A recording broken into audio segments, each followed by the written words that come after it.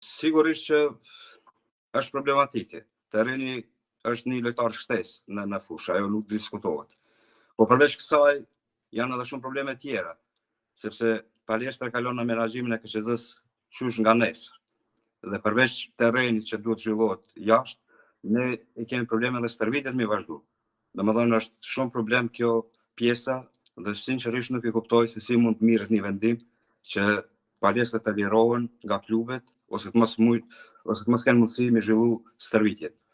Domethënë përveç që lojës, problem tjetër shumë i madh është edhe stërvitjet ku të zhvillojnë. Edhe në zgjedhjet e kaluara ka qenë një njëjti problem. Dhe kemi ditë që nuk ka mundësi kurrë të arrihet nga kjo marrëveshje.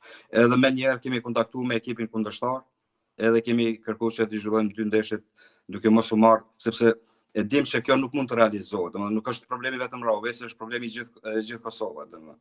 Nuk është se kemi tentuar me shku edhe në KQZ direkt, por e dim që është e pamundur, sepse jo vetëm për Rahovesin, por për gjithë klubet tjera ka qenë e pamundur. EAF-i domethënë i lejon nëse klubet mirën vesh për mi zhvillu garat në një vend të caktuar, atëherë nuk është problem.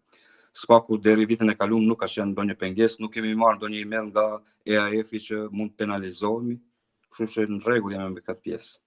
Por vetëm se nuk mundemi me zhvillu para shikuesve tanë, jo vetëm të komunës tonë të Rahovesit, por para gjithë shikuesve ose dashamirëve të handbollit të Kosovës.